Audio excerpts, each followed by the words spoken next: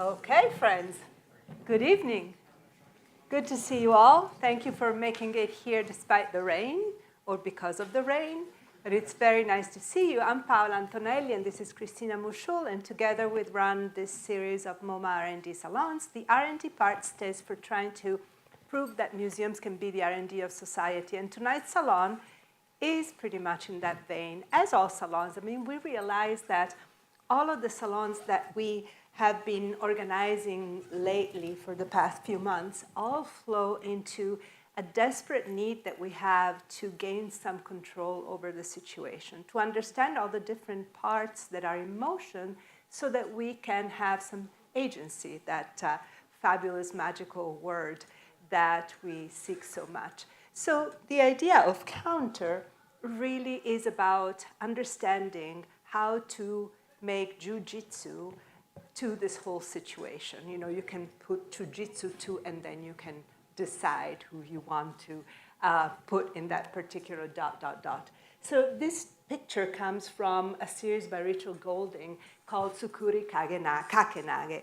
And to explain to you what the different parts of this sequence are, so that we understand better how to counter and we learn from it. So kuzushi is the initial stage, actually it's judo and then also jiu-jitsu, where you disrupt your opponent's balance by creating an opportunity for a throw. And then comes tsukuri. That's where you establish the proper body position and gripping to execute the throw. And this involves creating a mechanical advantage that will allow you to succeed with your throw. And then comes kake. That's the execution of the throw itself. Once you have created kuzushi and set up tsukuri, you use your body mechanics and strength to complete the throw, sending your opponent to the ground. So jiu-jitsu is to focus a high percentage of your own strength against a low percentage of the opponent's strength at a critical point on their body, such that they can no longer continue to fight. So in other words, it's about learning the strengths and weaknesses of the human body and of the opponent's body.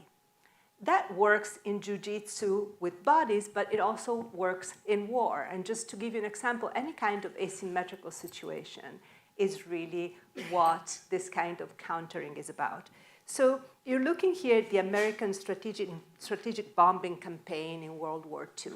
You know, the US Air Force could not bomb the whole German apparatus, but they could find some nodal points that would establish a weakness that would become almost like a chain reaction. So what you're seeing here is the bombing of a ball bearing factory. There were a few factories that were targeted that actually impaired the whole German war effort. So it's about applying precise and calibrated opposition.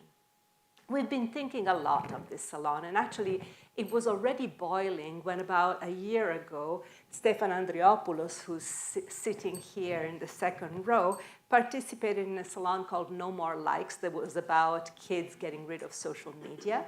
And he talked in particular about rumors and misinformation connected to technology, to any kind of technology. He started actually with the Gutenberg Press.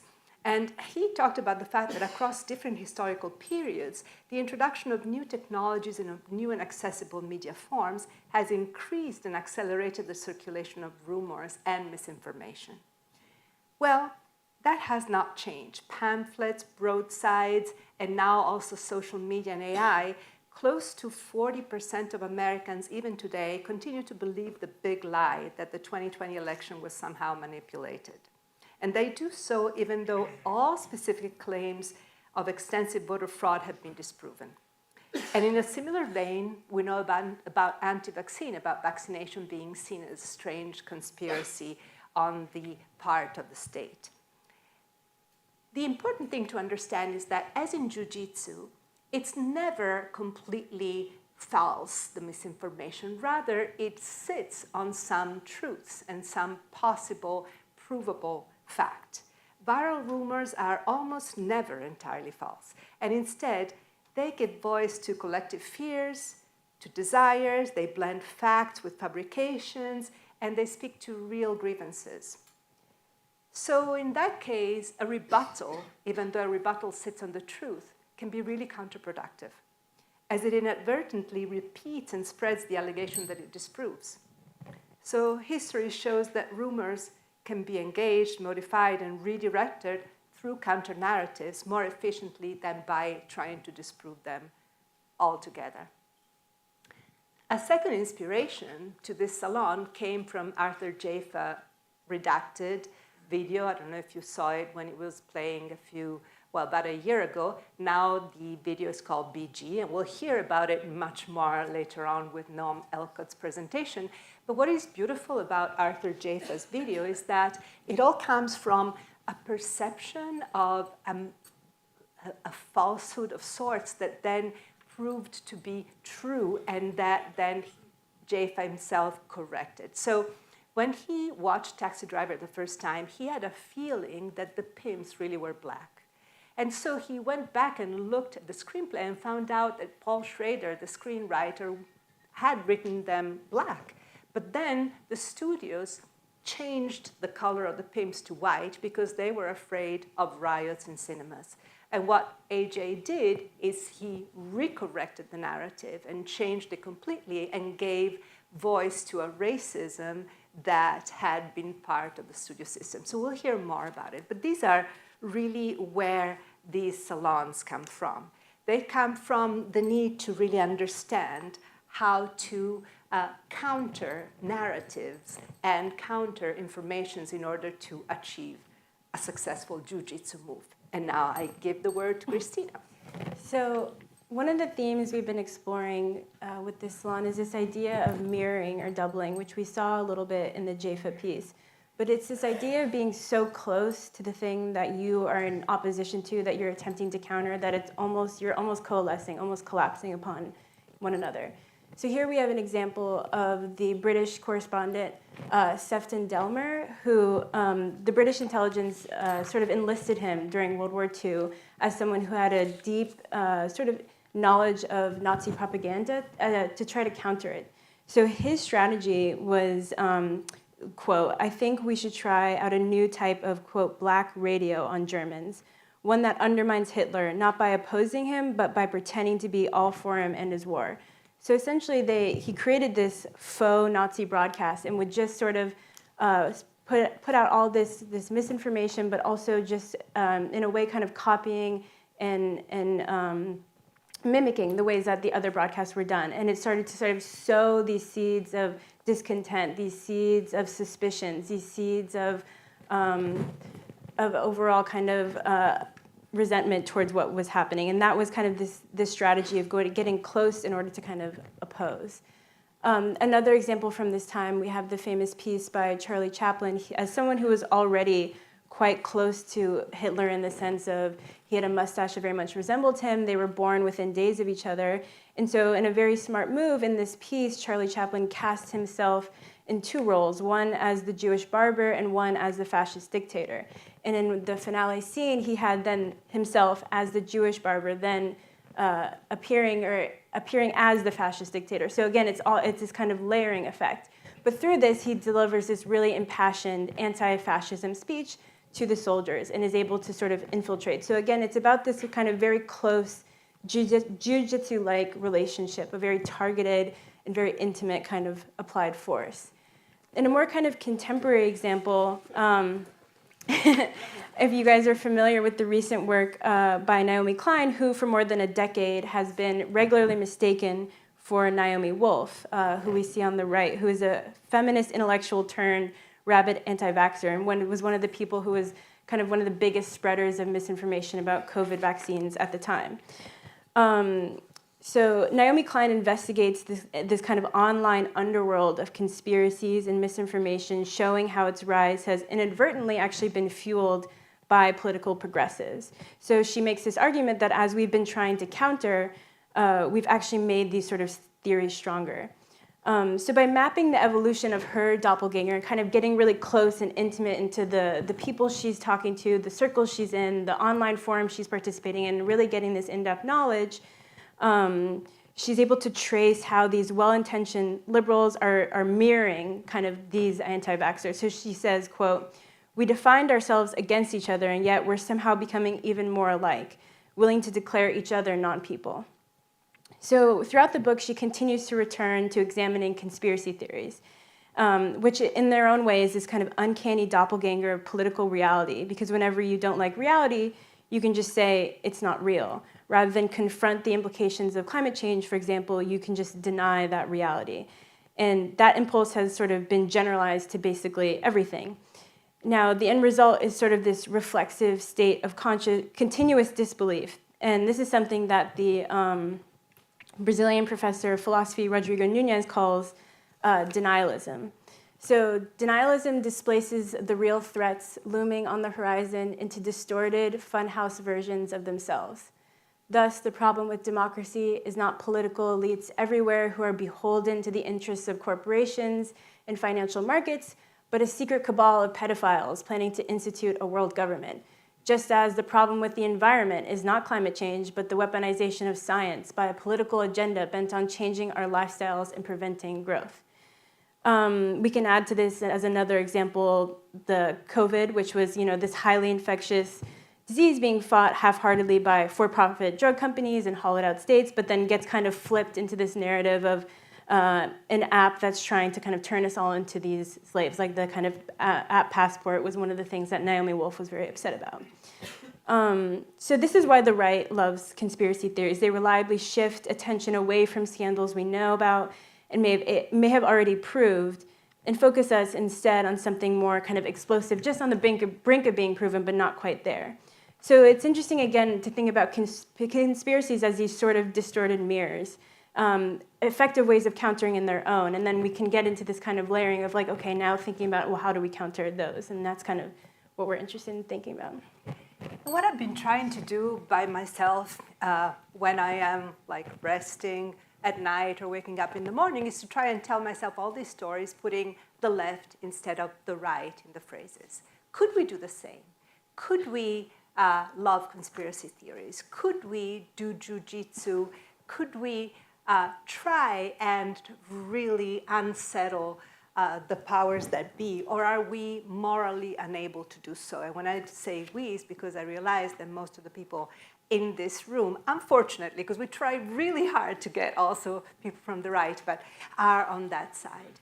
Sometimes we're a little bit left dumbfounded, just like when Trump starts talking about fake news. So when Trump, after the 2016 election, accused half of the press corps to be fake news, he was beginning a process that would lead his supporters to doubt everything they read and watched in the mainstream press.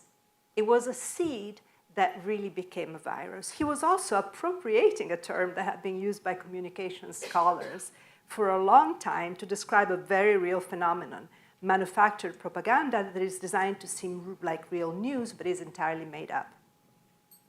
Fake articles like that had been a boon to Trump, including one particularly viral one that falsely reported that the Pope had endorsed him. Please. But now, thanks to his appropriation of the term fake news, we are all robbed of a useful phrase to describe that phenomenon. Not to forget when Kellyanne Conway spoke about alternative facts. I was watching it live, and I think that my jaw dropped, and I was like, wow, I was in admiration. So we have here the work of Jason Stanley, a philosopher from Yale that now decamped to Toronto. I mean, he's still living here, but he accepted a chair at the University of Toronto. So Erasure is another very used tool. We're talking about all these different tools that go from distortion to sabotage to virus to hoax to correction. There are so many, but Erasure is an important one. So Stanley notes 5 characteristics of a fascist education. Open quotes: national greatness, national purity, national innocence, strict gender roles, and the vilification of the left. So the larger agenda is to create a narrative in which America's greatness lies in a divine unity of purpose given to its white founders, which must be safeguarded by white people. So we've seen amongst all the different executive orders that Trump has been raining upon the United States, one that is particularly upsetting is the one that you see on the right-hand side. That kind of fascist way of thinking is what has fueled also the US-Russian disinformation campaigns and the debates about the Kremlin's sovereign rights to annex Ukraine. So what is a simple fact that Russia does not have the right to invade its neighbors has become a point of debate. So just by addressing something as if it needs to be discussed, you put it in doubt. So in this executive order from March 27, 2025, he talks about the fact that rather than fostering unity and a deeper understanding of our shared pasts, the widespread effort to rewrite history, he calls that the history that we had before, deepens societal divides and fosters a sense of national shame. We are so vulnerable because even if we still think that truth matters, we're not able to find the tools to make that particular statement. The only tools that we can find are counter-narratives, and that's why we're having this discussion tonight.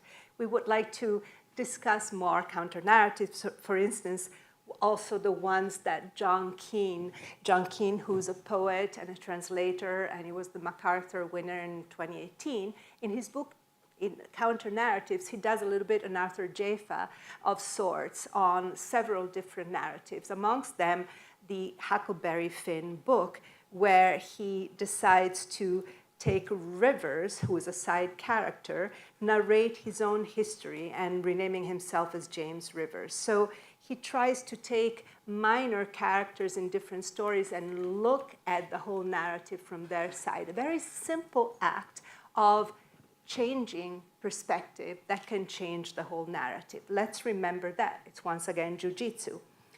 And it tells us how history could have been different, or how certain kinds of encounters could have been mutual encounters as opposed to encounters of violence. Let's develop these tools just like João Fontcuberta tried. So João Fontcuberta is one of my very favorite conceptual artists. Yes, he's a photographer, but he likes to call himself an activist. He's been working for a really long time trying to use photography as a way to discuss truth and reality in many different aspects of science and of life, from botany to zoology. You see here one of my favorite series of his in which he put out in the world these pictures of animals without telling people that they were fakes. You know, that was before AI. There were these amazing, you know, sometimes we get pictures of animals that we haven't seen before that seem completely from outer space, like the toadfish that I saw a few days ago that blew my mind. So these were actually non-existent, and he put them out as if they were real. But people were particularly incensed, especially teachers, when he presented this photograph that showed the fossil skeleton of a mermaid. You know, the teachers were horrified because they were saying, you're teaching children that they cannot believe in anything anymore. And he said, no, it's the opposite. This is a pedagogical act. I'm inoculating into them, I'm using my words right now, the seed of doubt. It's about not doubting truth, but rather doubting the tools. So maybe that's one of the things that we can try and do. Try to teach people to doubt the tools, and artists can be really great at that, as we will see tonight. So someone like Fontcuberta is really important for countering something that a term we now call or know as hypernormalization, which the sociologist Alexa Yurchak actually defines in this book, Everything Was Forever Until It Was No More, and we'll be hearing from him a little bit later. But essentially, he argues that during the final days of Russian communism, the Soviet system had been so successful at propagandizing itself, at restricting the consideration of these possible alternatives, that no one within Russian society, be they politicians or journalists, academics or citizens, could conceive of anything beyond the status quo. And so Yurchak coined this term, hypernormalization, to describe this process, the entropic acceptance and false belief in a clearly broken polity and the myths that sort of undergird it. So this is what then the British documentarian Adam Curtis borrowed this term for the title of his film, which in a quote from this film would be, We live in a world where the powerful deceive us. We know they lie. They know we know they lie. They don't care. We say we care, but we do nothing, and nothing ever changes. It's normal. Welcome to the post-truth world. So his films posit that this official history of the 20th century, told to us by statesmen, newsreaders, and amplified by mainstream media, is the work of these managers of perception, people who avoid telling the public the uncomfortable and complicated truths about the world in order to retain power. So we will see in the video from your check later how the strategies that we can learn from the Soviet Union in terms of countering that. But that, again, is why an artist like Fontcuberta is so important, because he kind of takes us out of our reality for a moment and seeds these kind of very important and critical moments of sort of distrust or critical thinking. And in both cases, what Jurčák and Curtis are really talking about also is the importance of publics. So just as Adam Curtis's film has a specific public, you can consider the Soviet Union a specific public. There's this idea that Michael Warner breaks down between publics and counterpublics. So here are two examples, one being the moon landing, or the first steps on the moon, this huge crowd that gathered in Central Park. But we can think of that event as its public being kind of the globe, the entire population of the planet, one of the most massive kind of publics something could kind of garner. Then a counterpublic, as an alternative, usually belongs to a subculture, and this would be an example of British kind of punk countercultural scene and under the regime of Margaret Thatcher. But this is kind of continuing this idea of the theme of the kind of the mirror doubles, or the distorted reflection, because counterpublics, by definition, are always formed by their conflict with the norms and context of their cultural environment. And this kind of domination inevitably leads to then this kind of distortation. So they're structured by these alternative ways of being, and against this kind of backdrop, the counterpublic allows this kind of horizon of opinion and exchange, where you can sort of circulate ideas that are alternatives to, again, these kind of broader, more hegemonic ways of being. So moving kind of further into this conversation of countercultures, we've entered a sort of interesting moment where it feels like the idea of counterculture, which has historically or typically belonged somewhat to the left, has now moved to the right, and specifically to the online world, and with young male participants.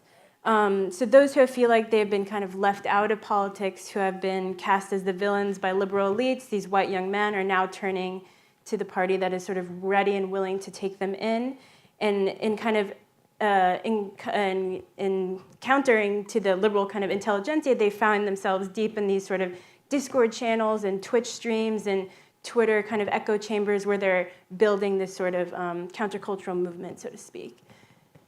And then we can think about the ways that people are starting to try to counter that, and sort of infiltrating, again, it's sort of infiltration from within. So they talk about the way in which Trump has sort of appealed to what they call the manosphere, which is, this very hyper-masculine sort of young man. And these are kind of some examples of actually people who are trying to infiltrate that space from the left and induce this more kind of conversation. So for example, Dean Withers on the top left says, "I used to be a very conservative young white guy who was captured by people like Andrew Tate or Joe Rogan. Now I found my nook and cranny on the internet where I can help be the opposing force to that." Someone similar like Joshua Citarella has set up this wonderful podcast series. Here he's interviewing Dasha from Red Scare, who's sort of a well-known right-wing kind of podcaster and thinker. So trying to kind of bridge that gap and infiltrate these spaces where the kind of right counterculture movement is building, and use that as a way to kind of break it apart or get into it. No, you still have one.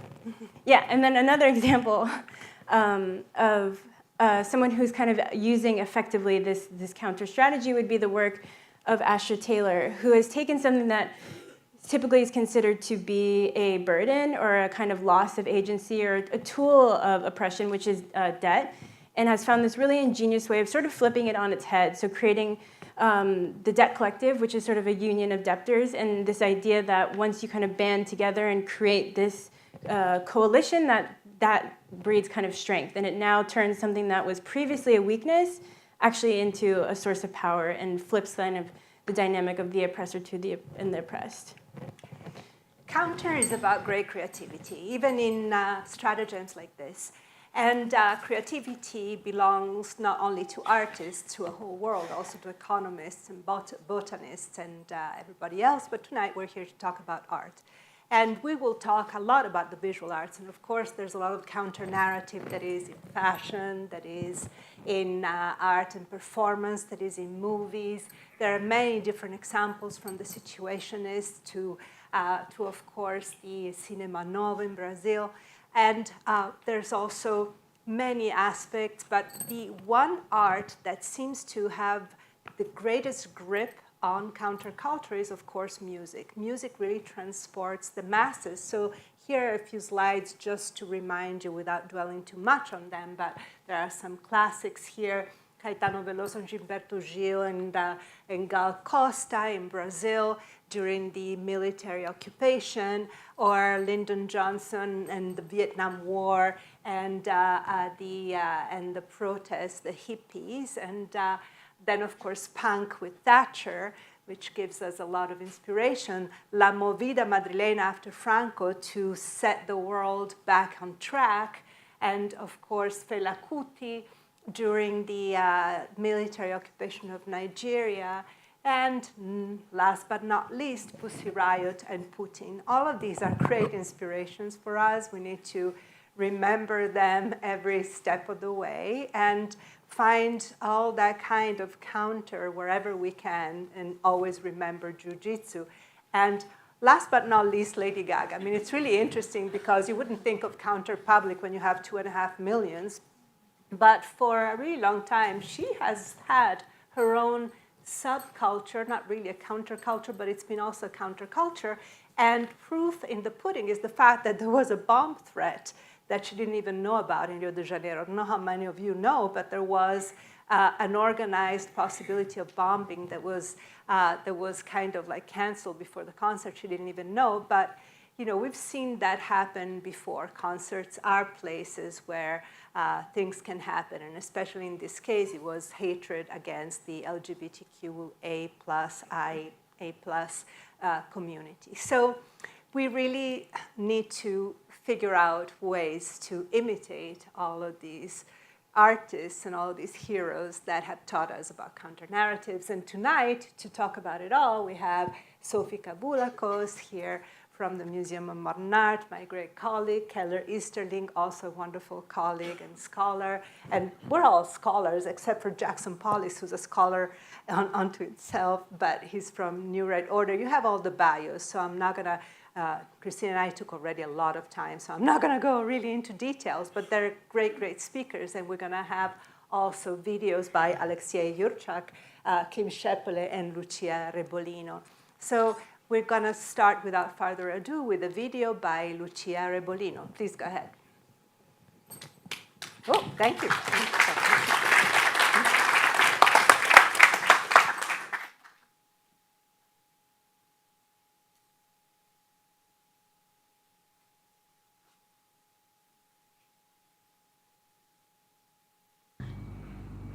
Countercartography is a method of investigation and a critical spatial practice. As an architect, I see and use space as a variable, something that helps decode events and images. So in this sense, maps are never neutral. They become tools to represent what cannot be easily measured, so power dynamics, silences, and suppressed perspectives often overlooked in dominant narratives. Today, we have entered an era in which maps are increasingly automated, so weather prediction, damage assessment, and environmental simulation, to cite some examples, all generated by models and non-human intelligence, trained on data embedded with historical and geopolitical biases. So countercartography challenges these outputs, and the further step in this trajectory is what we might call countermodeling. So this approach moves beyond mapping to directly interrogate the model themselves, what they omit, how they function, whose futures they predict or simulate, and ultimately, how we want to map these omissions. It seeks to challenge, subvert, and rethink dominant models, whether scientific, spatial, or technological, by treating them as epistemological, aesthetic, and technical assemblages. So countermodeling becomes a way to pose critical questions to data, privileging ambiguity and variability and acknowledging errors and outliers not as deficits, but as creative catalysts. It considers how information is collected, branched and disseminated, and how it is sequentially visualized, translated, and made accessible. As a contemporary evolution of countercartography, countermodeling opens up new possibilities and reveals alternative forms of knowledge and data practices that challenge deterministic perspectives. I would like now to call to the podium Joshua Tucker, who's an expert in social media and politics and has many chairs at NYU. Please come, Josh. Oh, it's there. You have the water, you have the... Thank you so much, Paolo. Thanks to all of you. It's a great pleasure to be here. Thanks for all for coming out tonight. I'm the co-director of the NYU Center for Social Media and Politics, and we work on lots of the topics that Christina and Paola have been talking about so far tonight. Get my timer set. So far tonight. And I'm going to begin by talking about, what I'm going to use my time today to talk to you about is some of the research that we've done. And it's going to be about an attempt to counter an election in the United States. So this was about Russian trolls in the 2016 election, but which in itself spawned a counter narrative about the election. And I'm going to try to give you some information which calls into question and perhaps even counters that counter narrative. So a lot of countering going on. So many of you remember 2016, the Russian trolls in the 2016 election. These were attempts by Russia to use social media to influence the outcome of the US elections. In the aftermath of the Senate report concluded they were trying to help elect then candidate Trump and also to sow dissent and increase polarization within the United States. We saw things like, yes, Russia helped elect Trump. Russia's interference is an assault on the Western liberal order inside Russia's social media war on America. This is the Internet Research Agency in St. Petersburg, Moscow, where these Russian trolls emanated from. So we've heard the term, what exactly is a Russian troll? This is a Russian troll. We used the term, at the time you might have heard the term bots. Bots were automated accounts controlled by computer programming. Trolls were accounts that were actually controlled by real people, but they weren't who they were pretending to be. So this is an account on Facebook, this is an account on Facebook, American Gunslinger, Truth is Strong, hashtag 2A, this is the Second Amendment. Looking like it has lots of following and lots of followers. But of course, this is actually being run out of that Internet Research Agency I showed you in St. Petersburg. This is some Russian kid straight out of college trying to make some money. This was not an American Gunslinger. So it's an account being controlled by somebody else who's pretending not who they were. Now, we had in the time at the 2016 elections, we had what's known as a panel survey in place. So we had interviewed people about their attitudes about the election, their preferred candidates they were going to vote for, in April of 2016. We interviewed them again in October of 2016, and then we interviewed them after the election.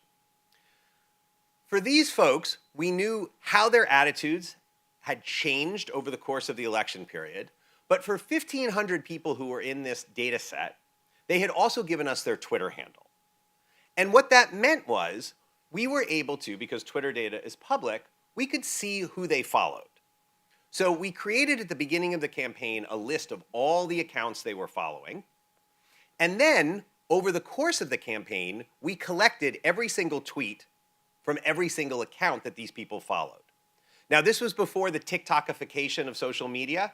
And at that point in time, what people saw on social media was controlled by what was called the social graph. You saw accounts that you chose to follow.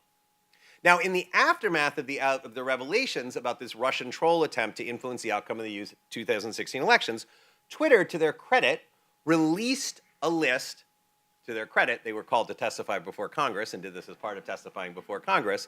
But they ended up releasing a list of all the different accounts they had identified as Russian trolls. They eventually went on to release a list of all the tweets by all of those Russian trolls as well. This put us in an incredibly interesting position, which unfortunately we only realized years later, which meant for 1,500 people, we knew their attitudes at the beginning of the election campaign, their attitudes at the end of the election campaign, but we also knew every single tweet that could have appeared in their timeline during that election campaign. And this included not just people who followed the Russian troll accounts, but anyone who followed an account that retweeted a Russian troll. So our data gave us the ability to actually look into and investigate this question of, was there a relationship between being exposed to tweets by Russian trolls and changing your vote to become more pro-Trump or less likely to vote in the election or becoming polarized on issues? It also allowed us for the first time to characterize exposure to Russian trolls during the 2016 election. And remember, the narrative that took place in the aftermath of that election was that Russian trolls online had had an impact on the election. So what did we learn? Well, the first thing we were able to do was we were able to see how many of these tweets were out there in the sample, our folks in our panel, how many were they actually exposed to. And what you see here on this chart, I'll draw your attention to the top part of the chart, which this shows the amount of exposure going on to Russian trolls over the course of the election. And this is for the average person in our sample. And over the course of the campaign, the average person in our sample could have been exposed to about 4 tweets from a Russian troll per day. And that actually went up on election day to a total of averaging 14 tweets per person. However, what we began, and that sounds like that could be a lot, but what we also were able to look at is how that was distributed. And what we see on this chart here is the percentage of people that accounted for the relative percentage of those tweets. So what you see if you look carefully here is that 1% of our respondents, that's 15 people, accounted for over 75% of those potential exposures. 10% of our respondents accounted for 99% of those exposures, which meant 90% of the respondents weren't exposed to any of these tweets at all. We also were able to compare exposure to the trolls to exposure to other sources of information about the election. And remember, this is just on Twitter. So we're able to look at exposure to the news media, and we're able to look at exposure to politicians, and this is exposure to Russian trolls. So the exposure to the trolls is a tiny, tiny drop in the bucket compared to what people were seeing about politics on Twitter, to say nothing of what they were seeing on TV, what they were hearing on the radio, and what they were getting from people they were talking to. We also could see the types of people who were more likely to be exposed to these trolls, and it was people who were likely to support Trump. Strong Republicans, and people who were male. When we pull all this together, it turns out that, surprisingly or not surprisingly, at this point now, when you think that this was heavily concentrated among potential Trump supporters and there was a tiny drop in the bucket of the information, we end up seeing there's no impact or no relationship between being exposed to tweets from these Russian trolls and becoming more polarized on issues. And this is the kicker, no relationship becoming more likely to support Trump or not to support Clinton. That would be, these estimates would be on this side of the scale. And what we see is these error bars cross 0, and if anything, they're to the left of the scale. So what do we take away from this? Well, what we know now is that there was non-trivial exposure to these tweets, but it was heavily concentrated, and it was among those most likely to support Trump. People had orders of magnitude more exposure to media and politicians, and we find no relationship between exposure to these tweets. Now, what are the consequences of this? And by the way, this was all came out unfortunately, in 2023.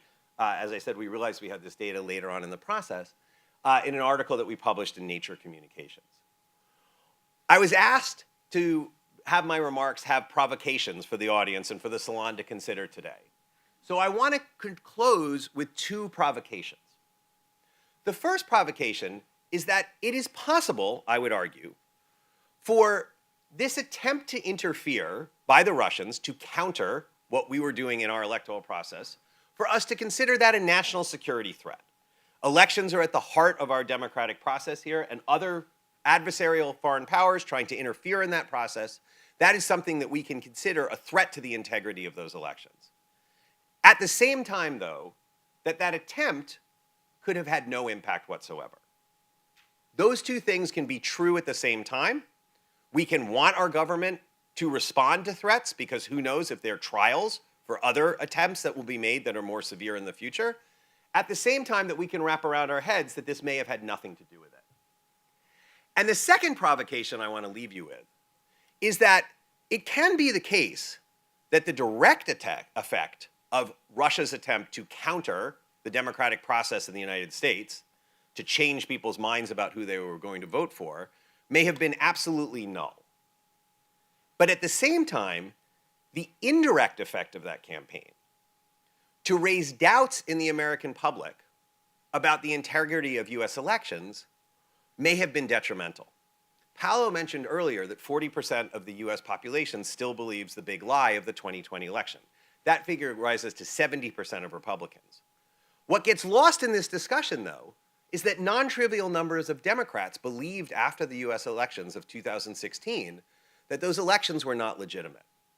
And it has haunted me to this day to wonder if we had been able to get this information out there sooner to people, if we could have nipped that in the bud a little bit.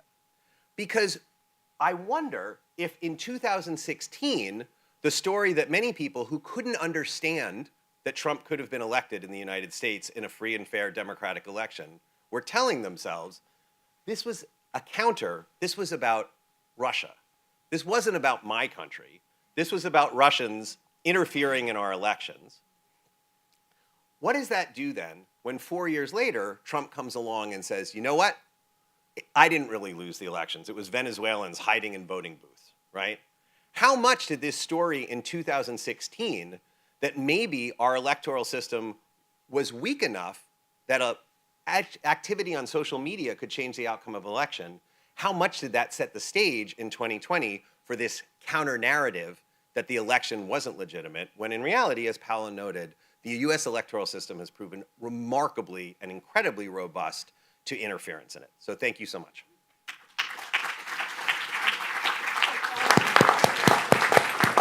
It is all very quantum. So our next speaker is Keller Easterling, architect, writer, and professor of architecture at Yale University. So please. Thank you, Paolo.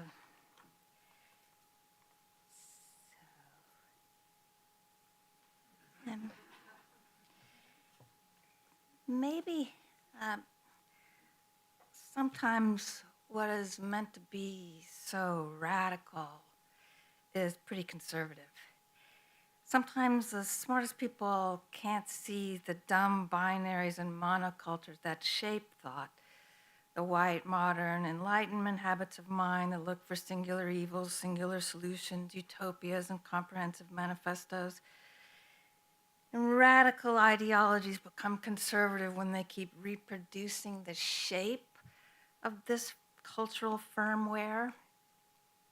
That purity, ironically, is pretty predictable and easy to target. It makes it easy for the strongmen and political superbugs who are geniuses at scrambling that firmware and structure and underlying disposition. They lay traps that tighten as you struggle. If they can bait you with a binary fight, they can do whatever they want to with you, shifting dispositions with the precision and chaos of mental illness. And if you have to fight, but if you're fighting on their terms, you'll be capitulating. You'll be in that mirroring that Sophia and Paolo were talking about. And if you only know how to make reasonable ideological declarations without manipulating underlying temperaments and dispositions, you will probably always lose. The pure declaration that there is one right way to do activism is pretty weak, especially since at a moment of genocide and constitutional crisis, you need all the classic techniques of resistance, marching, striking, boycotting, sabotaging, etc., as well as an expanded repertoire of dissensus to confuse and disorient the superbugs, a dizzying set of dispositional techniques to double-cross, overwhelm, displace, outwit, outnumber, and outlast. The mix is all. Sometimes you think you're so strong if you're consistent, but inconsistency is the trick. Inconsistency and impurity to keep power guessing, the fugitivity and opacity to protect the most vulnerable, the patchiness and lumpiness that resists monocultures. Maybe you could be too smart to be right. The sneakiness doesn't replace head-on opposition, but that fight needs to be part of a mix of techniques to succeed. The mix is all. Nothing works, or no one thing works. Suffragettes threw bricks through windows, a Chinese dissident called comedy a natural form of encryption, the deep, loving shyness of Ella Baker or Bob Moses tells you that radical really means getting to the root of things. The No campaign in Chile defeated Pinochet's brutality with joy and comedy. Gossip and rumor started nowhere and spreads uncontrollably. The pandas of sweetness and cuteness can pin you to the floor with a half Nelson. Hong Kong's mixture of ephemeral Bluetooth signals and huge mediagenic gatherings paid homage to the 1989 400-mile-long Baltic Way, a human chain. And the contagious I am Spartacus moment shifted the ground underneath power. The smiling, fearless cool of Stokely Carmichael said that, if nonviolence doesn't work, try hand grenades.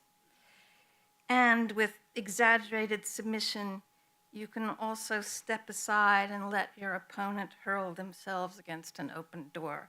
Nothing works. The mix is all. The pure won't like it, but how do you make the right wing fall neatly into your trap? How do you turn disadvantage to advantage? Turn everything they do into the briar patch you want? You thank Elon Musk for concentrating wealth so egregiously that an obligingly convenient moment of synchronized unsubscribing could bankrupt him with the push of a button. Or Pan-Africans said to colonial powers, you forced us into a diaspora, and now we have you surrounded with a global version of your little nations. In the 1960s and 70s, a moment that seems almost as depraved as today, COINTELPRO victims converted FBI surveillance into strengthened international networks.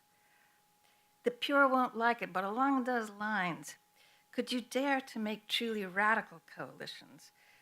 Not the compromise or middle ground of consensus, but its opposite, the dissensus that through difference is more robust. Doesn't it seem to you that learning from indigenous, Pan-African, online coalitions, that activist solidarity can now take special shapes in another register, locally under siege, but globally networked and diasporatic? Now, again, just as in the 60s and 70s, Mississippi, Tanzania, and Kenya are often as tightly networked as Mississippi, Alabama, and Georgia. And there are similar local and simultaneously atomized shapes in Ukraine and Palestine, patchy planetary solidarity doing work that seems like reparations for the last 500 years, but tooled for a future when the roar of climate lethality drowns out the tinny sounds of military lethality. Or finally, what would it take for those coalitions to do the work that the left has always still been too chicken to do? To work on whiteness in their own white community. In the US, holding their nose is always let Wallace or Nixon or Reagan or Trump lead the whites. But what would it take to infiltrate the right-wing cult and get them to paint the fence? Maybe you're finally the ones with the courage to do it. And speaking of Trump, maybe we have a few more minutes to say together, I am not afraid of you. Say it with me.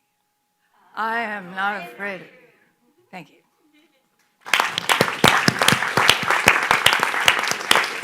Thank you, Keller. And now a video by Kim Chapelet.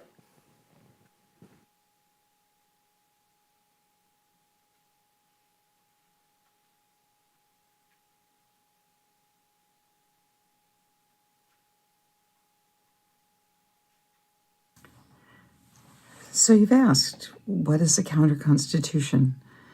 Well, a counter-constitution is a vision for a constitution that's not the one that we currently have.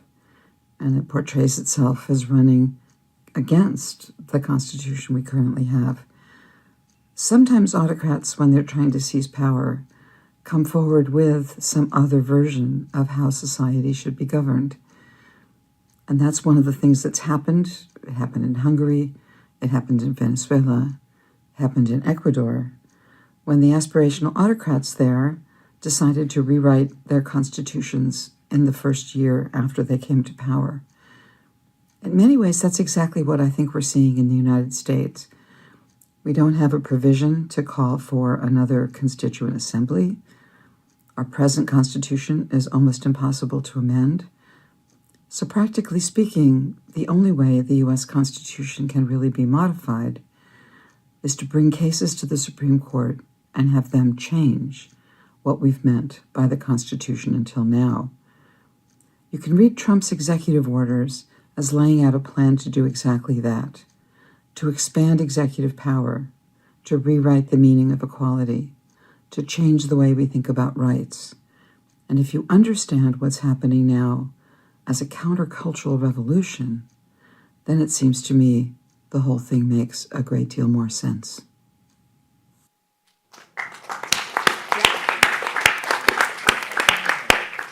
Our next speaker is Sophie Kavoulakos, Associate Curator here at MoMA in the Film Department.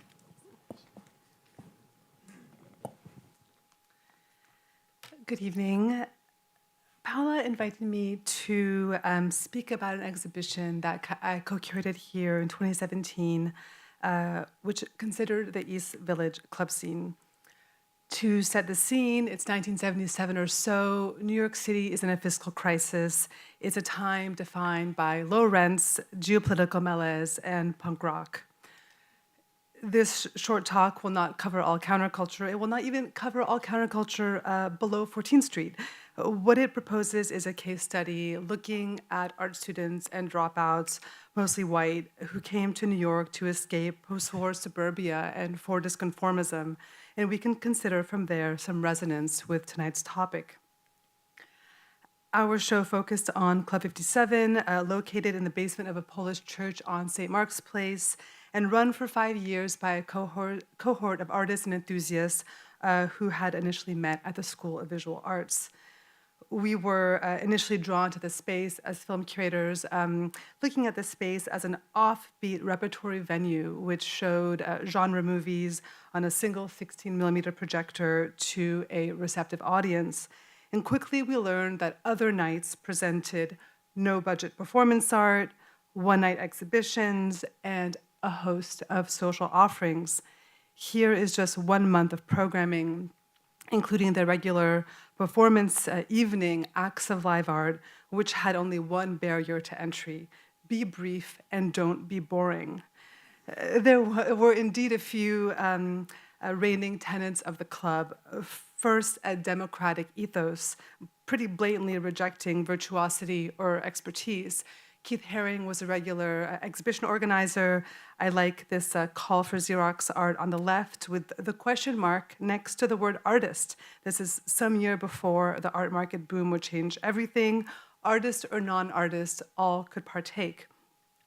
The next tenet is participation. With a small riser as a stage and low production values, at Club 57, there was spatially little distinction between performer and audience, and night to night, those roles were easily interchangeable, and there was an emphasis on group formation, even if it was to be extras in the newest film or videotape. This one seems to be a gentle satire of the flower children of their youth, speaking of counterculture. And finally, there was an affinity, if not an obsession, with television, which for Haring was sparked by an introduction to William Burroughs and semiotics, but which also pervaded more broadly. In terms of counterculture, the period was never a kind of utopic microcosm, but rather was ripping constantly from the headlines and deconstructing the media, much as the Pictures generation had some years prior.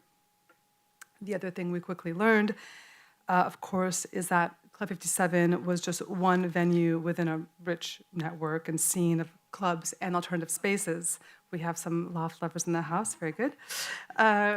We conducted many oral histories, and a common refrain was, this was a pre-digital era, not only pre-internet, but pre-answering machine. to get information about what was happening, to find out which band was looking for a guitarist, to find someone to shoot your Super 8 movie. Nightclubs were the place to go. The idea here is about belonging, it's about density, it's about plurality, the ability to move across this network every night of the week.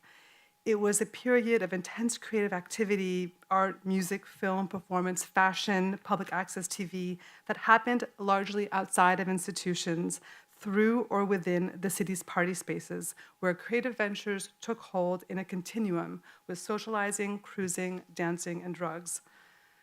Clubs of different scales cater to different music genres, sexual inclinations, and subcultures. Across each village scene, here we are again at Club 57, gender expression and queer culture flowed freely, openly countering the uniformity of West Village gay culture, mustaches, leather bombers, you get the picture. We heard from our oral histories, fashion was a performance. Every time you left the house, it was a performance. And as drag culture flourished across East Village nightclubs, it did with great heterogeneity. Burlesque, trash drag, the great Ethel Eichelberger, or something more operatic offered by John Kelly. We often heard that downtown was 50 people, 100 people, 200 people. Everybody knew each other until things started to change. Counterculture became a phenomenon and then a commodity. Now, I don't need to tell you, fine folks, how we get to MTV and RuPaul's Drag Race from here, but I would like to leave you with one idea. Nightclub culture continues in the 80s. Flashier clubs opened with larger production values for commercial enterprise, but the scene I've described comes to an end through the devastation of the AIDS epidemic. Klaus Nomi is the first person many people knew personally who dies in August of 1983. By the end of '83, Cookie Mueller writes in the East Village Eye, "I've had many beloved friends die lately," and speculates about natural remedies. As deaths rise, Reagan wins re-election in 1984 without ever uttering the word AIDS. There is no public health information, no policy, little funding. There is talk of forced testing and quarantine. The years that follow would see artists play a crucial role in AIDS activism, memorializing the defiant anger that fueled the rise of ACT UP, creating visual language to denounce government and media malfeasance, and of course, taking direct action. In 1982, Greg Bordowitz, a self-described faggy kid from Long Island, enrolls at SVA just a few years after Herring. Bordowitz finds his way in his first years in New York to the Pyramid Club on Avenue A, where he describes seeing a slender boy dressed in metallic space gear play a toy organ, which, after all my years of research, sounds about right. And Greg soon becomes a vital force within ACT UP, other activist groups. He remains so to this day. And I wanted to end with his essay manifesto from 1988, which was published in a special AIDS issue of October, edited by Douglas Crimp. This was a quote from his essay, Picture Coalition, and it draws out a relationship between the movement and popular culture, between the idea of mobilization and the idea of counterculture. And what I've hoped to draw out is how the club scene, with its emphasis on agency through participation, on social relations, on communal and extendable activities, on thematic concern with sex, violence, difference, and power, how all of that created an infrastructure which empowered, galvanized, and unleashed the wave of activism that followed. Thank you. Thank you, Sophie. That was great. So our next speaker is Jackson Paulis from New Red Order, which is a public secret society that is dedicated to advancing and expanding indigenous agency and achieving decolonization. Jackson?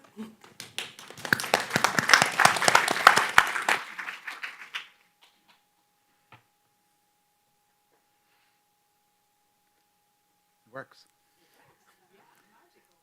Gunal Cheese for being here. It's incredible company and very humbling.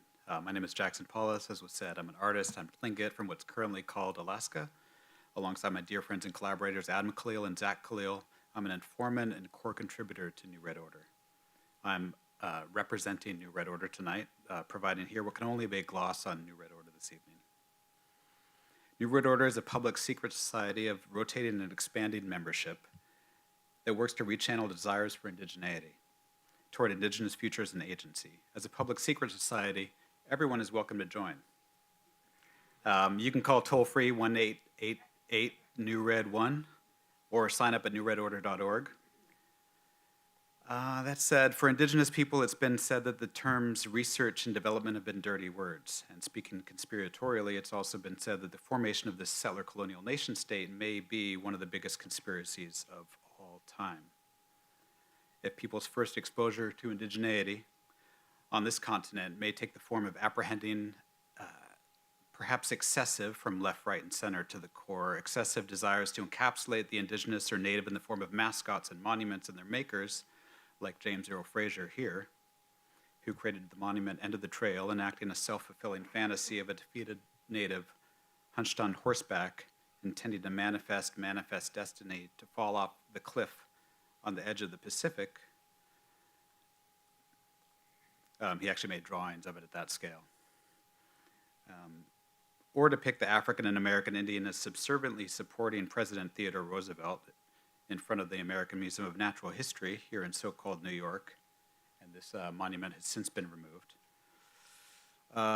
Then yet in other sites of excessive desire and indigeneity are the research and collecting institutions that required fathers of anthropology like Franz Boas, who on the one hand fought racism, yet on the other hand, and here's Boas becoming, if just for a moment, indigenous, enacting a Hamatsa cannibal ritual in order to create exhibitions for display at the Columbian Exhibition in 1893.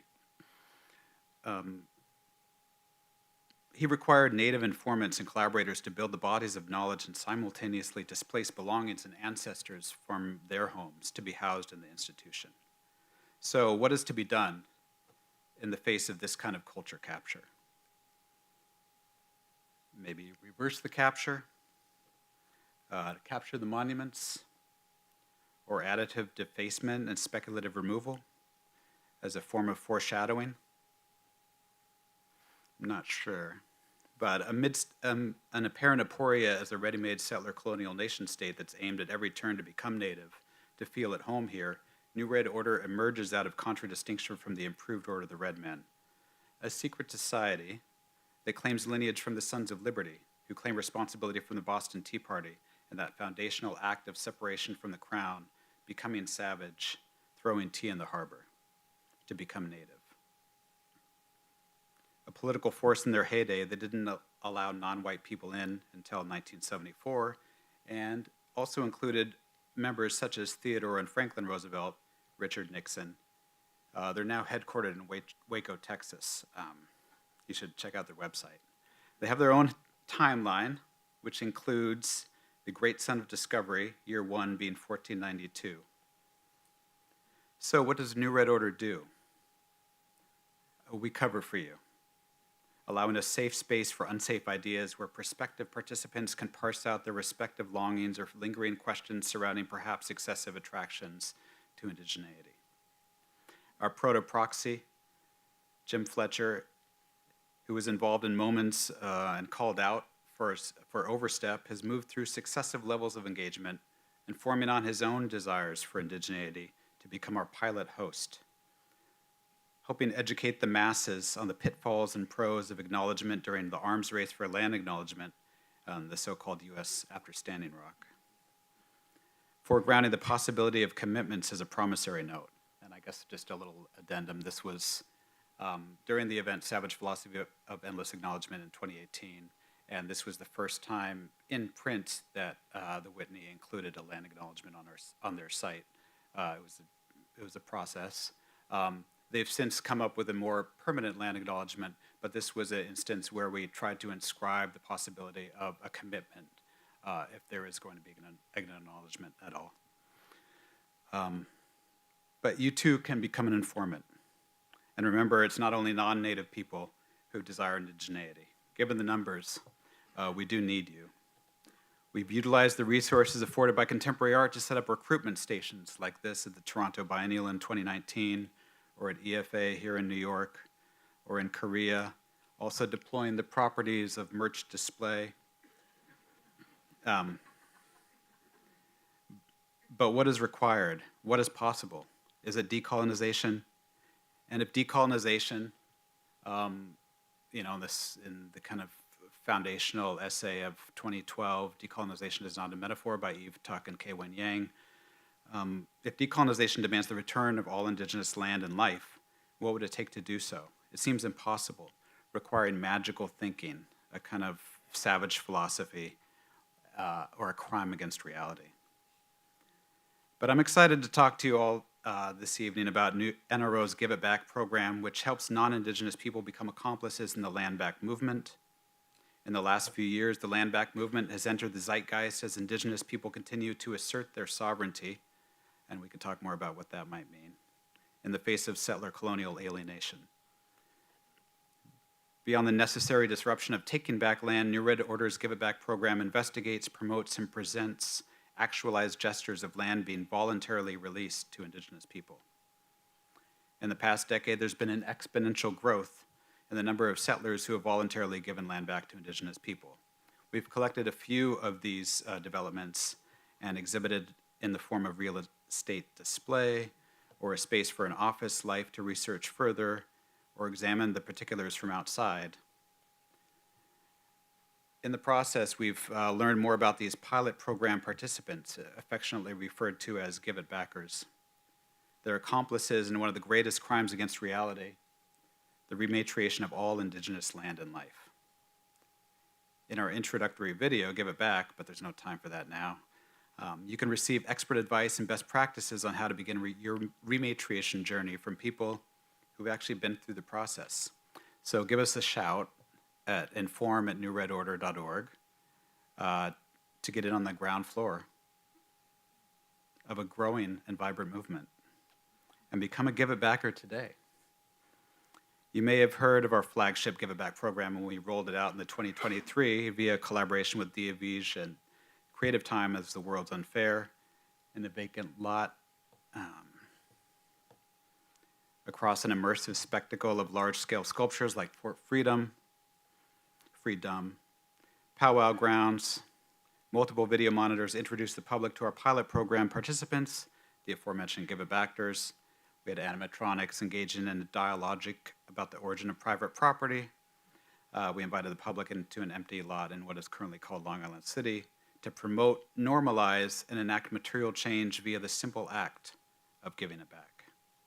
The World's Unfair featured the first ever Give It Back gathering, bringing settlers who have gone through the process of land return. This is the mayor of Eureka, California. Bringing settlers who have gone through the process of land return in conversation with each other. This Lulani Arquette, who was part of Yale Union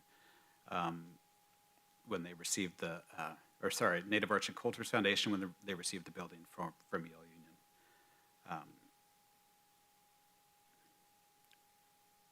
We also made a little place for after hours. Those like Nathan Young here to conjure speculative transmission, or with Raven Chacon and Bob Bellarue here. So the idea of land back can feel unsettling and overwhelming. It's confusing, complicated, and largely unprecedented process. Plus, let's be realistic, it took over 500 years to dispossess Indigenous people of their land in so-called North America. Does that mean it'll take 500 years to give it back? In a time where the future appears bleak or non-existent, giving it back offers a bright path forward, a way for us to survive an apocalypse together. If belief in the inevitability of manifest destiny brought us our contemporary reality, belief in the rematriation of all Indigenous land and life may make that reality a distant memory. So, last slide. On a hopeful note, I'm thrilled to report that we have been able, alongside and with a Counterpublic Triennial curatorial ensemble, including with strong support from Risa Puleo and James McAnally, we've utilized mechanisms from the expanding Give It Back network to turn opportunities afforded by contemporary art to shift property transfers of the Sugarloaf Mound, the last remaining mound in the city of St. Louis, to the Osage Nation. with the embrace of art as utility and zones of speculation becoming a reality. Thank you so much. Thank you. And next, a video by Alexei Yurchak.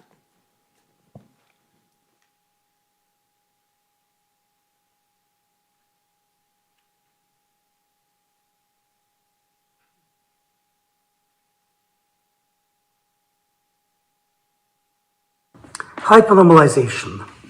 In certain political contexts, the most effective way to challenge dominant lies is not through direct confrontation, but through ironic imitation. By mimicking the language and gestures of power, imitation can expose falsehoods and open spaces for new possibilities. In my book, Everything Was Forever Until It Was No More, I explore a striking example of this strategy from the late Soviet era, a form of ironic imitation known in slang as stiob, spelled S-T-I-O-B. Unlike sarcasm or satire, stiob relied on over-identification with its target, so meticulous and committed that it was often unclear whether it expressed perfect loyalty or sinister ridicule. Stiob emerged in response to what I call the hypernormalization of Soviet political language, a condition in which official discourse became so formulaic and self-referential that every statement started to sound like a recycled quote. For party bureaucrats, repeating ideological cliches became more important than engaging with their substantive meaning. Stiob pushed this logic to the limit by mimicking official rhetoric even more faithfully than the officials themselves, exposing its hollowness from within. Because stiob was nearly indistinguishable from official language, it could infiltrate state media in ways open dissent could not, making it a uniquely effective form of subversion. A vivid example comes from the mid-1980s, when a member of Leningrad's underground rock scene submitted a letter to a party newspaper denouncing the anti-Soviet aesthetics of rock music. Written in flawless party rhetoric, the letter was published without hesitation. Yet, the underground community, of course, immediately recognized it as stiob, a critique disguised as overzealous loyalty. Its publication only heightened its effect, revealing how thoroughly bureaucrats had come to read official language for its cliches. In many contexts around the world shaped by hypernormalization, stiob may be a particularly incisive tool of resistance. And our last speaker is, let's give Alexei a hand, absolutely. Our last speaker is Noam Elcott, Professor of Art History and Archaeology at Columbia University. Thank you. Before I speak, we have a real treat, which is to see 7.5-minute excerpt from JFA's relatively new work, 2024 work, initially released as redacted, the asterisk marks, but now known as BG, kind of cryptically named after the Hollywood actor Ben Gazzara. So I'm going to give a very brief introduction. And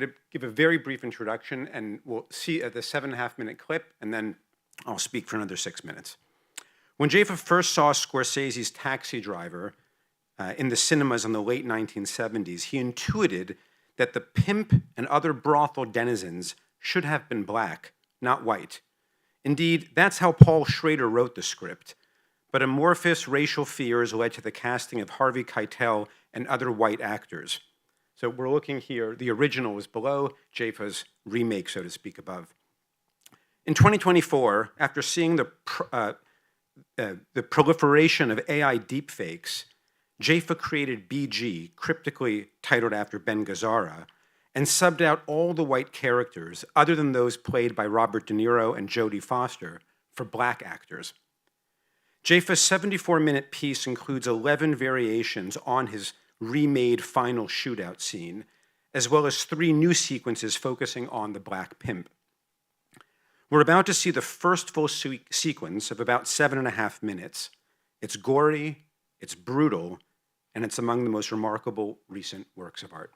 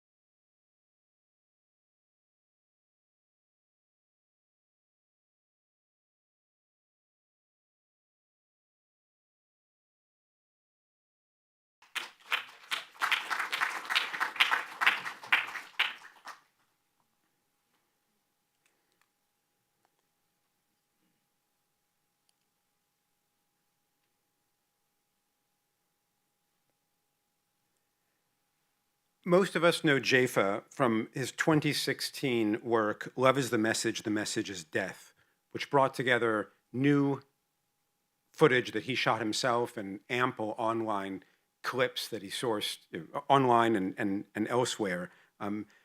Facts, pieces of evidence of structural racism and police brutality that he brought together, not, I think, to just present the evidence, but more along the lines of what Paula and Christina so eloquently describe as counter. Counter, détour, or in my own reading, something along the lines of détournement as theorized by Guy Debord and then recently rethought by Jacques Rancière. So détournement does not consist in making high culture prosaic or in revealing the naked reality behind beautiful appearances. It does not attempt to produce a consciousness through unveiling the mechanisms of the world to those who suffer from their ignorance of these mechanisms. It wants to take back from the enemy those properties that the enemy has transformed into weapons against the dispossessed. The essence of détournement is the Feuerbachian and Marxist transformation of the alienated predicate into subjective possession. It is the direct reappropriation of what has been put at a remove in representation. In Love is the Message, this means redirecting brutal evidence of racism as well as ecstatic moments of Black joy toward new juxtapositions and possible meanings. It is not a negation of these energies, but a redirection.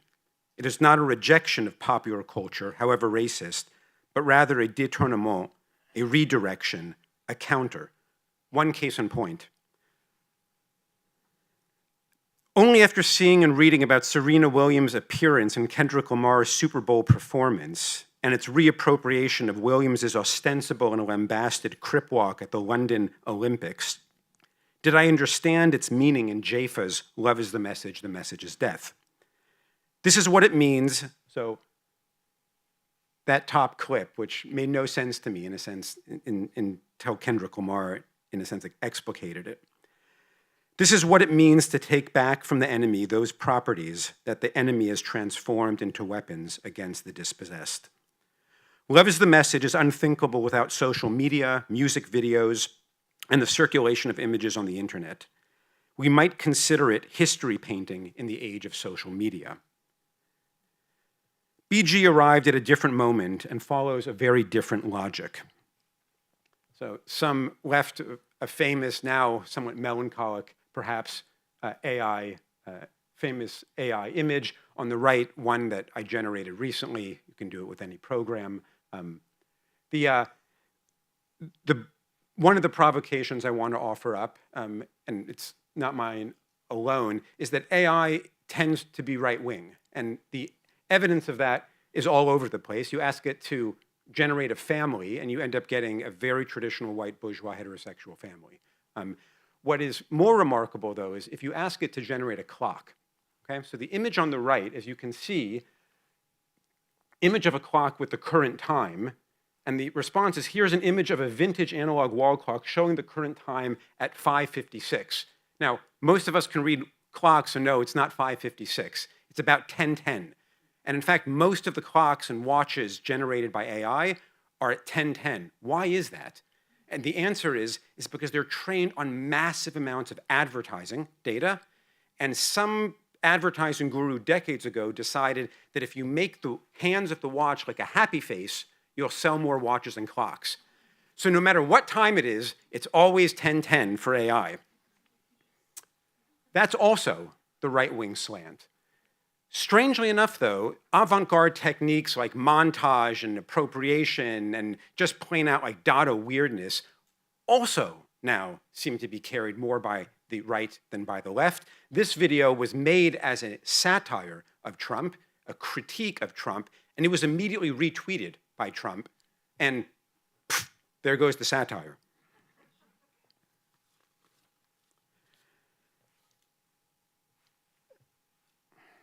Deepfakes are most immediately injurious in the present. They are most pernicious when directed toward the past.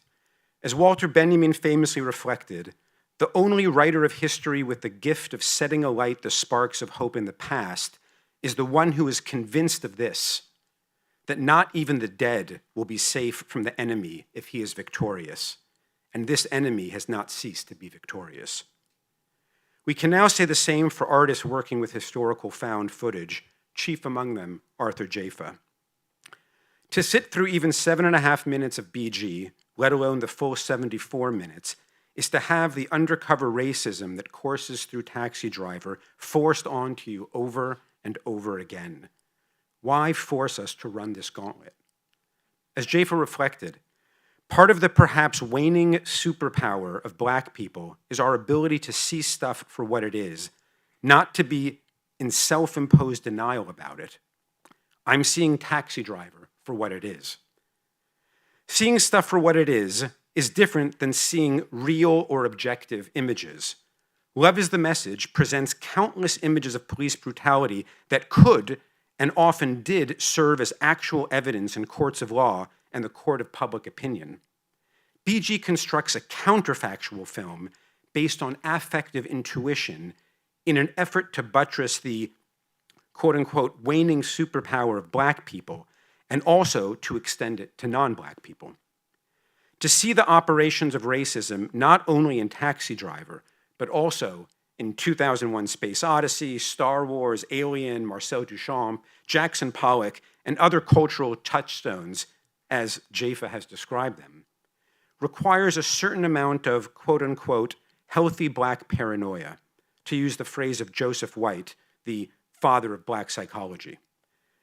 As White wrote in a justly famous 1970 essay, part of the objective condition of Black people in this society is that of a paranoid condition. There is and has been unwarranted, systematic persecution and exploitation of Black people as a group. A Black person who is not suspicious of the white culture is pathologically denying certain objective and basic realities of the Black experience. BG does not provide new evidence of Hollywood racism. Instead, it stimulates the capacity to see racism even when it goes undercover, as in Taxi Driver. It is not evidentiary, but intuitive. BG stimulates in its viewers a paranoid vision shot through with anti-racism. For once you are trained on Jafa's many unredacted versions of Taxi Driver, you can never see the original the same. This isn't the seeing is believing evidence of a court of law. This is intuitive seeing is believing in the age of AI. As we confront a deluge of deepfakes, Arthur Jafa's BG creates the conditions for countervailing deep truths. Thank you. Thank you. Please come. We would like to call our speakers to sit here wherever you want. You know, you can just like sit up and sit down exactly where you are. Thank you for these wonderful presentations. I'd like to start with a question for Joshua, which is very, very quickly, what have you learned from your job that could help us form the right kind of counter-narrative today? Do you have any pearls of wisdom? Yeah. I think one thing I've learned from the research we've done, so I do, as you saw before earlier, I do what's called computational social science, and so we try to understand these social phenomenon by looking at large-scale data, by looking at causal evidence, and trying to get beyond what is the immediate story in front of us and try to investigate. That's what we did with this study that I showed you. We have many other studies like this where we take a common narrative that takes hold about the media environment that we're in right now. And so one thing I would push people to think about is the sort of, this is a panel about the importance of counter-narrative, but I also want to give a word of caution about the danger of grasping onto anecdotes that seem to resonate with us as telling us something that we want to be true, that we think is true, and that seems very plausible to us, but that actually can lead to unintended consequences of adopting this narrative if we're not clear, right, of the underlying evidence is there to support it. So one thing I want to talk about is like, in one way to think about this, I tried to talk about sort of like first level concerns about the Russian interference, right? The level one concern was the Russian interference led to people changing their votes, it led to the change in the outcome. But I actually think, from my research and from what I've learned, that was greatly overstated. But there was this level 2 concern, which is what I tried to get at, this underlying concern, that the narrative that it was easy to change the outcome of the election, which was seductive if you didn't like the outcome of the election, that leads to longer-term concerns about burrowing into the stability of US elections and the robustness of US elections. So let me quickly bring that analogy to think about AI as well. Right? We got lots and lots of questions in the lead up to the 2024 elections about the worries about AI in the course of the election. And what everyone was worried about at that time was, again, what I would call this level 1 concern. The first level, which is that people are going to see things that are not real and think they're true. Right? And there was this colossal fear of the deep fake that would change the outcome of the election. But yet when we look at how the 2024 elections transpired, by far the most impactful video that had the biggest outcome on the election was a very, very real video. It was Joe Biden in that first debate. And there was nothing fake about that. But this constant talk about the concern about generative AI and the concern about deepfakes, what it does lead to is this level 2 concern of whether or not it becomes harder to convince people that things are actually true. If we live in a world where we begin to think that everything is false, what does that say about our ability to have the truth? And I think this is sort of one big lesson that comes across a lot of the work that we're doing.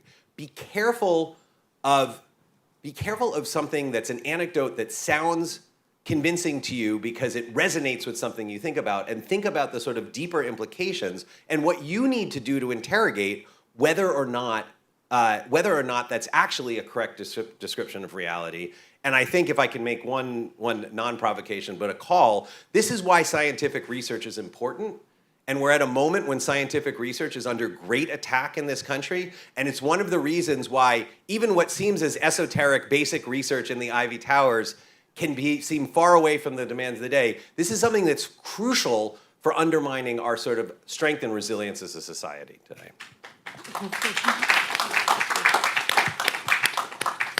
Yeah, I wanted to pose a question to Sophie and ask, what do you think the kind of current state of artistic countercultures is, or if not, perhaps what is the kind of future, and how does it differ from what you've showed us?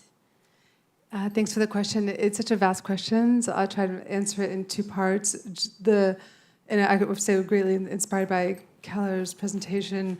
Just let's think about what I spoke about as being a specific scene that was bookmarked by the sexual revolution and the AIDS epidemic. You could also add bookmarked by deindustrialization and gentrification. So looking at a specific period of time in New York City, what I'm interested in, of course, is an alternative, art and performance, but maybe in this context, more of thinking structurally of how these small groups of individuals. It's interesting, we heard a lot of club people say it was 200 people. Greg Bordowitz's book mentions that some of those first ACT UP meetings were 200 people. What is it about the scale of a group that is able to effectuate real change? And how do we think about what nurtures those kinds of structures? I wanted to comment also on one thing I just find so interesting and thinking about constantly, certainly working on counterculture within a large museum, is how do you think about the relationship between counterculture and dominant culture? Thinking even more historically, the great media historian Fred Turner talks about the techies and the hippies, and that they're actually more connected than we may think. You look at the Whole Earth catalog, and it's not just ads about how to make your own hemp. There's also ads about personal calculators and new personal electronics. So not to look for a perfect artistic counterculture in our time, but to think more strategically and urgently about tactics. And if I could I just have to recommend so much the Greg Bordowitz anthology of writing. It's called The AIDS Crisis is Ridiculous, which takes its title from Charles Ludlam. But just one quote that really just so jumped out at me, if I can find it.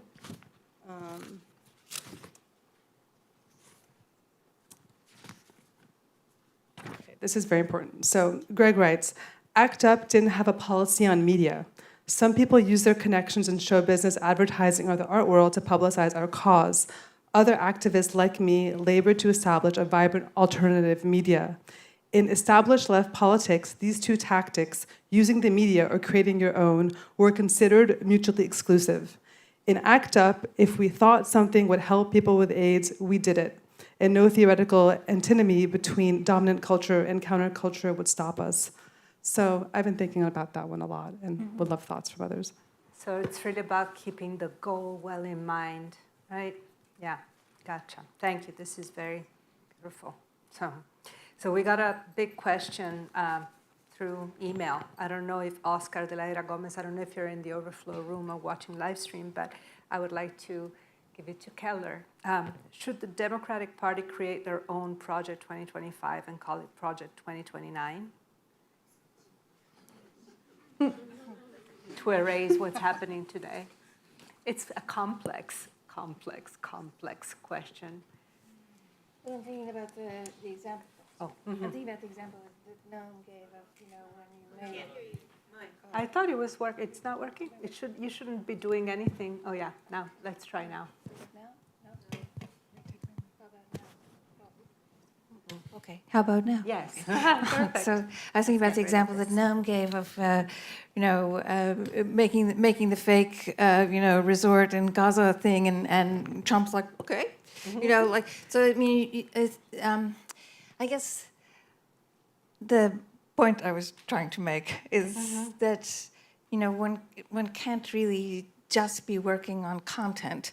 You have to be working on content and the disposition. You almost can turn the sound down on the content. And I mean, Trump talked about the COVID virus as a genius, a word he usually only reserved, for himself, because the virus was constantly mutating and changing, which is like, oh, that's like my thing,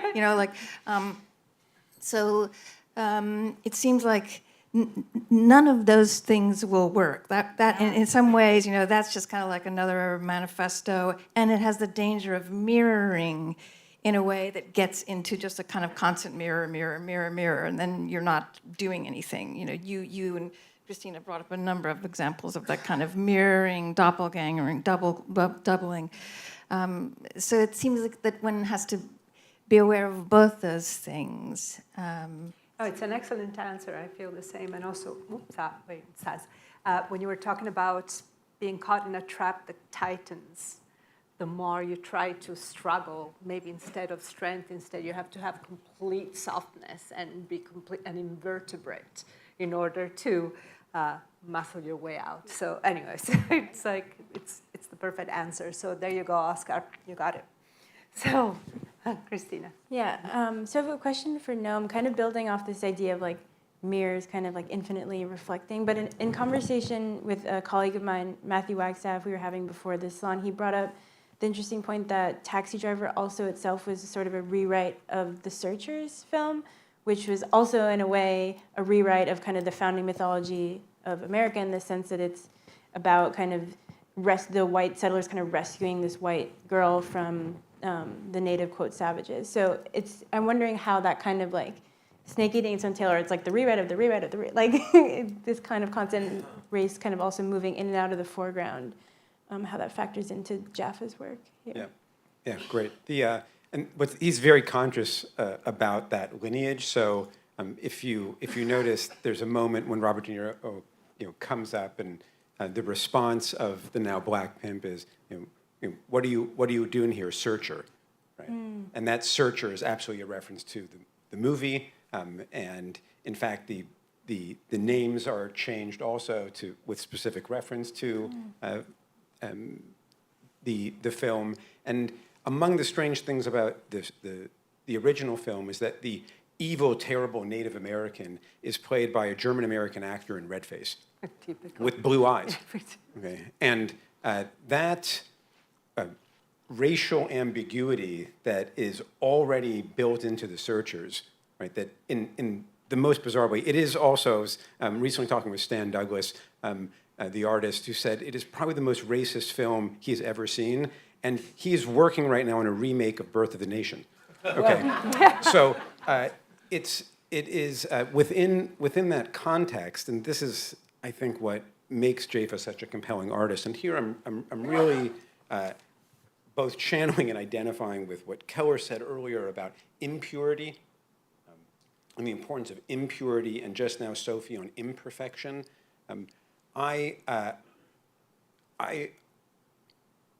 The one thing you never hear at a rally, or you never see like on a banner, is it's complex, right? And I think that Jafa is willing to make everything complex. He wants us. Schrader actually writes, and I quote this in the article version of the brief talk I just gave. Schrader actually writes that he wants us to identify with Robert De Niro's character, this horrible like incel type character. And Jafa says the exact same thing about the black pimp. This is like in traditional mainstream bourgeois culture, what could be worse than a black inner city pimp? Right? That's the worst it gets. And he absolutely wants some modes of identification. So, as did Schrader, in this incel white suprematist sociopath. So, I really do think that if all we got from Jafa's work was that racism is bad, it would be a tweet. I mean, it would be completely negligible because, like, yes, we know that. We need to be reminded, but we don't need to be reminded for 75 minutes of the same scene over and over again. What is essential is that even issues that we understand as black and white and red or good and evil, that we can see as artists, as art historians, as intellectuals, as part of this community in this room, that we're able to plumb the depths of complexity rather than resorting to the simple yes-no binaries that are still, unfortunately, dominant. Thank you. So for Jackson, so a lot of the New Red Order work is based on typologies that are very familiar to us, the carnival, the infomercial, and then they're turned on their head, like the tournement for the situationists. So I wanted to ask you, how did this strategy develop? Yeah. Hello. Yes. I think, from what I understand, the strategy developed out of a recognition of the kind of insidious predicament in which natives, among others, are brought to understand that their place is one of incipient erasure and removal that is in a settler colonial condition that has been inherited by all of us and which a lot of people don't readily apprehend. So since we are, as contemporary artists, we're faced with something like the denial of contemporaneity, which continually attempts to push Native people into the past, to reinforce through repetition and Hollywood, among other things, the kind of representation, the continual representation of removal and erasure and kind of death of the Native over and over again. And this is, this happened earlier on and happened through an attraction to indigeneity through the colonists who wanted to differentiate themselves with the crown, from the crown, to become native, to feel at home here, to kind of allow themselves to assuage the guilt, perhaps, of being on this land which wasn't theirs, in which they had to continually create counter-narratives in order to create the fantasy which led to the formation of this nation. So that is like just a kind of baseline from which we operate. In that position, we are also called upon as contemporary artists trying to establish some kind of mode of speaking beyond the continuance of like, we are still here, which is of course also familiar and tired. That we are informants on our own culture. We're called upon, especially post-Standing Rock, to kind of elaborate on native epistemologies which might provide a remedy for the ills of hypermodernity. So it's difficult to be in that position and feel like you're always giving in an asymmetrical way, especially when you're, and also because that contributes to a kind of flattening of culture when you're called upon, there's over 500 native nations in this continent, so there's a lot of specificity that's lost when you're trying to tell what a quote-unquote native or indigenous perspective is. So that kind of flattening and a recognition of that flattening has created for New Red Order a realization that we have to kind of overtly unfold this didacticism and take on and mimic in the ways in which others have been trying to mimic us and to aid the dispossession. So that's kind of a foundational realization that the formation of this nation was built on plain Indian. And so how can we, instead of calling others out for doing so, because the more you know, you might have apprehension that you're not doing it correctly, how can we call others in and allow that acknowledgement to be kind of a welcome or a warning that then allows for a welcoming and a kind of complication of the guest-host narrative continually. Got it. Thank you. We have time for a few questions from you, if you have them. Is there anybody that wants to ask brilliant questions? Over there. A brilliant question already. It's coming to you. Oh, yeah, always. I hope this works. Okay, cool. Hi, my name is Sofia. Well, my work, but also I guess sort of my life's work is I've been involved in disarmament and peace building operations in conflict, war, and post-conflict areas. And one of the sort of pillars of my work, maybe a little bit abstract, but I think it pertains to the conversation, is this belief that you have to facilitate freedom to, not just freedom from. And I think in the context of our conversation today, I was really curious. Can we have the question, please? Oh. Like the question. Thank you. Yeah, sorry. I guess my question has to do with facilitating that imagination for alternative realities, not just necessarily resisting simply the realities that exist today, but what comes after that. So the question would be, yeah, I guess how the panelists view that creation, that creative process into new realities that are pitched to people. Who wants to take it? I'll give it to Keller. No. The imagination of new no, now it's working. Now you don't have to touch it. It's a huge question, but imagination seems like the right word to start with. Doesn't it also seem that? Does it seem to you? I'll ask you a question. I mean, does it seem to you that there's a chance now to sort of expand our activist repertoire beyond some of what we have rehearsed so well, to rehearse another kind of reactivity? I mean, I'm constantly asking my students, what would you do, you know, sitting across the table from an assassin? And why, you know, like, how would you really outwit someone in real time? So it's thinking about that constantly, and knowing that you have to be constantly keeping it up, and that you'll never have the kind of like right answer. Not that you don't link arms and you have resolve about things, but that underneath that you have to be constantly working to outmaneuver. It's not done.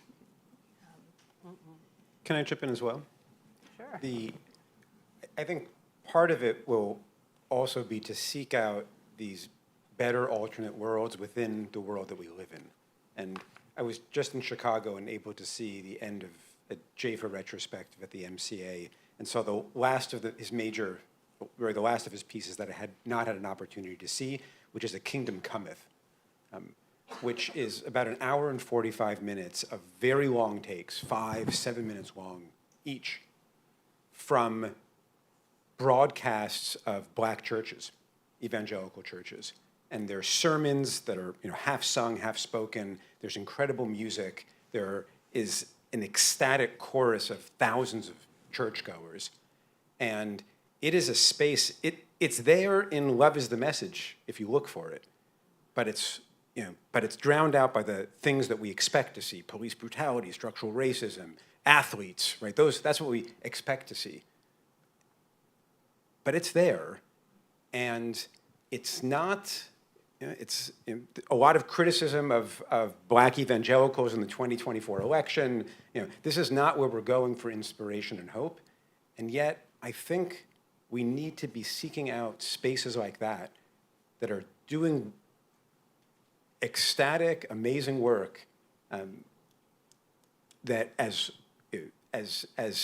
people who go to theater or art exhibitions could only dream of, and take them seriously as hopeful spaces, even if they're impure, to go back to Keller again, even if they don't meet our purity tests, because there's lots there that we might not like, patriarchy and so forth. They're just very front and center. But find inspiration and possibility in those spaces in this world that may make it a bit better. Thank you. Next question. Yeah, it's up to you to decide who takes the microphone, because otherwise I'm too partial. Thank you. I think a lot of what we're seeing that has gone mainstream in the far right was once considered opinion diversity or intellectual heterodoxy. I'm curious as to what you think the manifestation of countercultural right-wing culture will be as it has gone mainstream. What is the evolution of it, and are we going to see a new counterculture emerge from the current far right wing ideology? That is the big question. Who wants to take it? It's huge. Who wants it? All right, I'll assign it. Joshua. Yeah, I know. You know, I think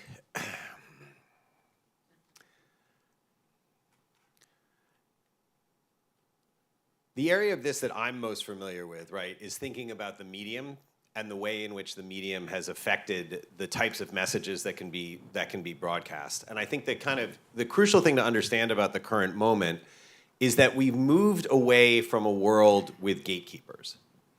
When we think about the sort of the transformation that's been brought by the digital media revolution, if we think about how people used to consume news, or even how people used to find information out about protests or these sorts of things, right? It came from top-down messages, right? Like you got an op-ed into a newspaper and there was an editor who was able to control that. Or you saw it on television and there was a producer of the television news. And beyond that, it was, as we were saying before, right, you had to find out in, I think, your presentation, right, you had to find out by word of mouth. You wanted to start a protest, you had to have flyers, you had to, you had to have organization. Whereas what's happened in the digital revolution is an incredible leveling of people's ability to get information to other people. And I think when you relate this to the question of the counterculture, right, it creates open space. And it's kind of fascinating because when social media first hit the kind of study of politics, it was termed liberation technology, right? Larry Diamond had an article in the Journal of Democracy, right? It was the Arab Spring. It was going to bring democracy to the entire world, right? Because it was something that couldn't be controlled in the way that you think about autocratic societies are able to manage control of the media. But then 5 years later, we had, same journal, an article called, Can Democracy Survive the Internet, right? Were we going to be able to, was this going to bring down democracy? And I think part and parcel, the answer to that is this, it's the same thing that's doing both of these things, right? That the digital technology, right, it's able to give voice to people who don't have access to mainstream media, but digital technology is also a way where people can use that voice to try to censor other people and to try to shut off other people's ability to speak. And so when you look at how this sort of plays out in authoritarian regimes, people who get voice or people who don't have that kind of access will include your pro-democracy activists.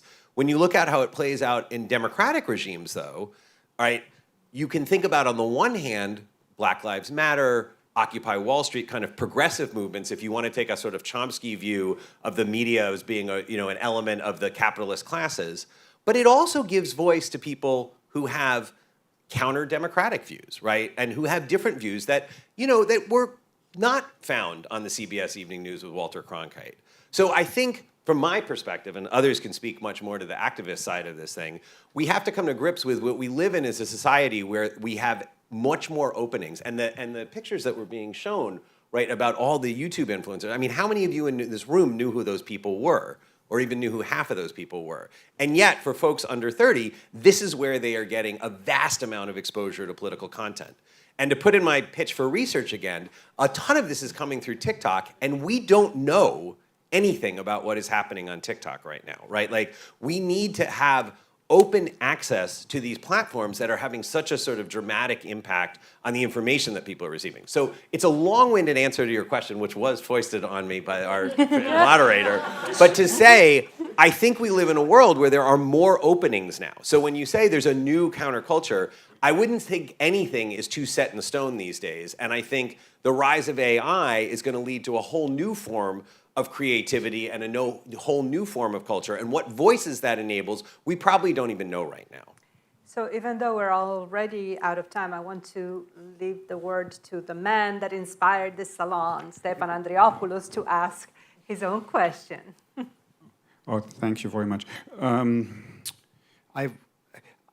I was very interested in hypernormalization, which you brought up in the introduction. And we also, in a way, we are in a curious moment. I mean, Josh just talked about authoritarian societies and democratic societies, but we are in this transitional moment, or we are moving towards that, unfortunately.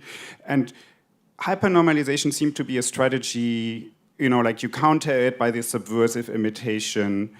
And that's something, you know, typical of an authoritarian society. And then and we had that anti-rock article in one of the videos, right? And it's printed in a, you know, it's like in a Soviet newspaper. And then the Trump, so I was thinking about that Trump Gaza video, which is the same thing or something very similar. And Noam said, oh, well, it's not critical. I have to treat you like everybody Okay, else and yes. tell you where's the question. But I wonder how can we counter this hypernormalization? I do think that subversion is one way, but are there other ways of doing that? You know, it's like the hypernormalization of things that are not accurate. Mm-hmm. Who wants to take hypernormalization? Who's Alexei Yurchak's? Keller, do you want it or no one? Mm-hmm. I'll just spin it a bit, and without being able to answer, as you imply, what we don't have here is hypernormalization, because Trump's policy is different today than it was yesterday, and his cronies will say yes to everything, but they'll sometimes be informed about the policy change by the interviewer. Yeah, by it's the inconsistency Yes. that Keller was talking about. So I think we have the opposite of hypernormalization, which is how do you hit a moving target? Right? When he's willing to take a obvious parody of him and his Gaza insanity and retweet it, and it becomes like, you know, it becomes a meme on the right. How do you make anything stick? And that is, I think it's almost the opposite, the inversion of the hypernormalization question. And unfortunately, I do not have an answer to it. It might work once, you know. It might work once, but then the next thing has to be something different, you know. It's that it's not. There's not going to be a way to do it. It's the changing of the ways that seems to. I wonder if one way to look at hypernormalization might be a kind of retrograde analysis of the way in which it's already taken effect in the formation of this nation state, which, for me to even say that, might seem retrograde and passé and like a little bit of an irritant, right? That said, like, I'm faced with a conundrum of having to like advocate for sovereignty for Native people, which is a kind of a resistance to the acceptance of a settler colonial condition. But that makes me, it reifies me as a tribal being, which then aligns me with kind of this hyper-territorialization or desire to territorialize, which is indicative of not only Trump, but the entire history of this continent. So then what are we really talking about? And how can we resist the acceptance of, say, a more proper democratic society? Or do we have to do something different? I think it's really about jiu-jitsu. I think it's really about the martial arts. I mean, seriously, this was an amazing evening, and I've been thinking a lot about the need to expand our repertoire of activist strategies and tactics. And I hope that we will all think about it even more. I mean, you came to this salon tonight already with this urge, and I'm not sure that anything concrete has been seated in your minds, but I'm sure that a lot of polyedric angles will open up. And hopefully we will all come up with some great ideas on how to counter what's going on right now. So thank you all speakers for these great presentations. Thank you for coming. And even tonight, we're going to leave you without your so-so wine and soggy snacks because we're keeping the funds for the end of the fiscal year, which is going to be the next Salon. We're going to do like a big end of fiscal year bash. But thank you for coming. It's going to be in June. You know, the fiscal year ends June 30th. So thank you for being here, and see you soon.